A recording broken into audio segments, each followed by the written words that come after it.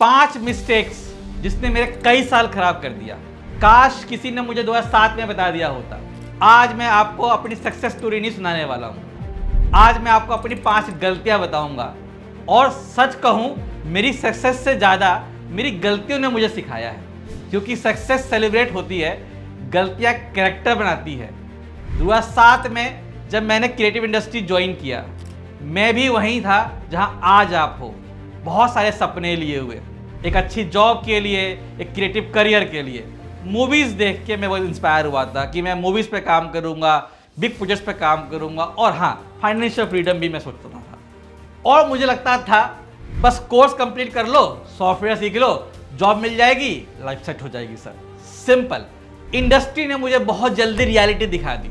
आज जब मैं पीछे मुड़ के देखता हूँ तो मुझे लगता है अगर किसी ने मुझे ये 5 बातें पहले बता दी होती तो शायद मेरी ग्रोथ 2-3 साल पहले हो जाती। और हो सकता है कि आप भी इनमें से कुछ गलतियां कर रहे हैं, और सबसे डेंजरस बात क्या है, आपको पता भी नहीं चलेगा, क्योंकि ये गलतियां दिखती नहीं है। ये गलतियां तो टाइम बीत जाने के बाद मालूम चलती हैं।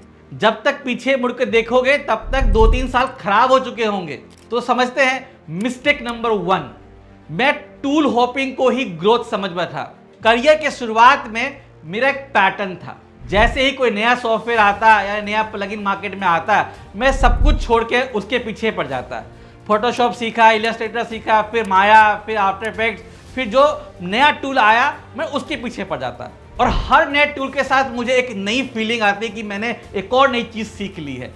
लगता था कि मैं प्रोग्रेस कर रहा हूँ, लेकिन असल में मैं सीखने का फीलिंग कलेक्ट कर रहा था, एक्चुअल स्किल नहीं सीख रहा था, क्योंकि हर टूल में मैं बिगिनर लेवल पे ही रुक जाता था, फिर नेक्स्ट टूल की तरफ भाग जाता था। एक दिन मेरे एक सीनियर ने मुझसे सीधा सवाल पूछा, तू इतने सारे टूल्स जानता है, एक भी प्रॉपर्ली यूज करके दिखा सकता है? मैं जवाब नहीं दे पाया।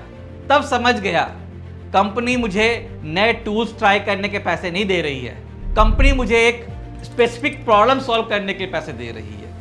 टूल हॉपिंग एक ट्रैप है जो बिजी होने का फीलिंग देता है, लेकिन बिजी होना और प्रोग्रेस करना दोनों अलग चीजें हैं। सोचिए मैंने कितने साल सिर्फ ट्राई करने में निकाल दिए। अगर वही टाइम मैं एक स्किल्स को डेप्थ तक ले जाता तो शायद 3-4 साल पहले ही इंडस्ट्री में अपनी जगह बना लेता। आज एआई के साथ भी यही ट्रैप चल रहा है सर। हमेशा आप देखोगे कि नए टूल्स, नए प्लगइन्स, नए एआई टूल्स आ जा रहे हैं, और हर कोई भी उस टूल के साथ कुछ ना कुछ डेवलप करने की कोशिश कर रहा है, लेकिन बहुत कम है जो उसे इन डेप्थ ले जाके काम करने की कोशिश कर रहे हैं। मेरा दूसरा सबसे बड़ा मिस्टेक, मैं रेडी होने का वेट करता रहा। ये मेरी सबसे डेंजरस गलती थी। मैं हर अपॉर्चुनिटी के लिए सोचता था मैं अभी तैयार नहीं हूँ, थोड़ा और सीख लेता हूँ, थोड़ा और इम्प्रूव कर लेता हूँ, थोड़ा और कॉन्फिडेंस आ जाए, फिर अप्लाई करूँगा, फिर प्रोजेक्ट लूँगा, फिर इंटरव्यू दूंगा, फिर वीडियो बनाऊँगा। प्रॉब्लम क्या थी? परफेक्ट मोमेंट कभी ही नहीं आता है, और एक दिन मुझे समझ में आया इंडस्ट्री में कोई रेडी नहीं होता है। मेरी पहली जॉब के टाइम भी मैं रेडी नहीं था, मेरे पहली क्लास लेने के टाइम भी मैं रेडी नहीं था, मेरा पहला बिजनेस स्टार्ट करने के वक्त भी मैं रेडी नहीं था, और सच कहूँ आज भी कई बार रेडी नहीं होता हूँ। लेकिन ग्रोथ का एक सिंपल रूल है, कॉन्फिडेंस जो बिल्ड होता है वो एक्शन लेने के बाद होता है।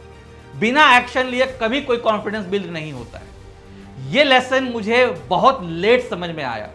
मिस्टेक नंबर 3 सर, मैं हमेशा फीडबैक से बचने की कोशिश करता था। सच बताऊं, मुझे क्रिटिसिज्म पसंद नहीं था। कोई मेरे काम में गलती निकालता था तो मुझे बुरा लगता था शायद मेरा काम खराब है। मुझे एक प्रोजेक्ट याद है, मैंने कई शोरील बनाया था, पूरा हफ्ता लगाया था, मुझे लगा कि मेरा काम बेस्ट है।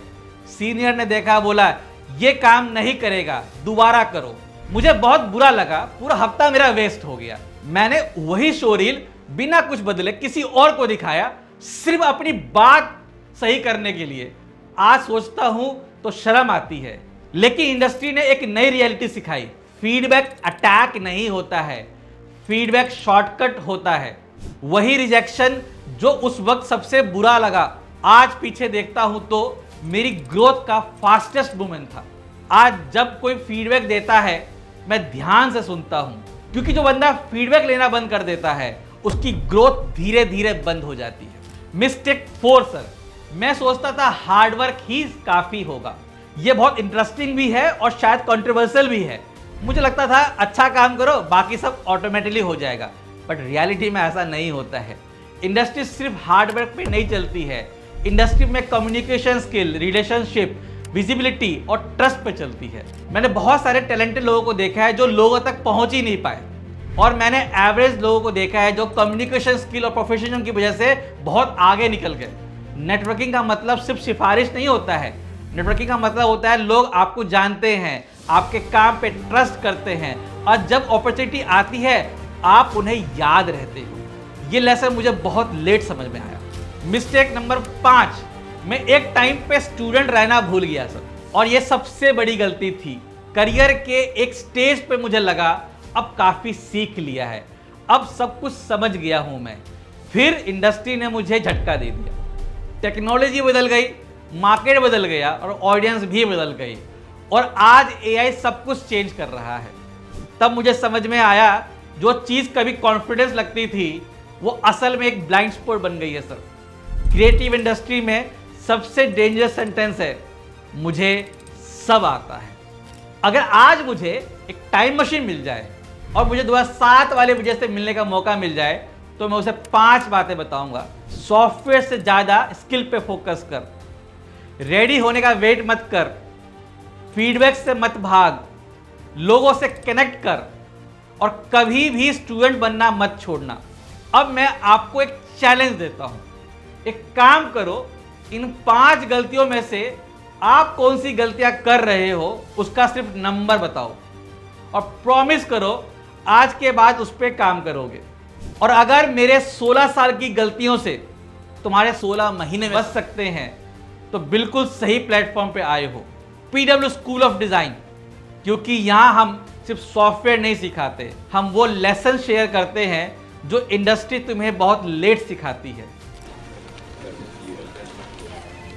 अगर वीडियो एडिटिंग में प्रोफेशनल करियर बनाना चाहते हो तो इस वीक लेके आ रहे हैं हम लोग वीडियो एडिटिंग का मास्टर क्लास। रजिस्ट्रेशन अभी चालू है, लिंक आपको डिस्क्रिप्शन में मिल जाएगा। Register now.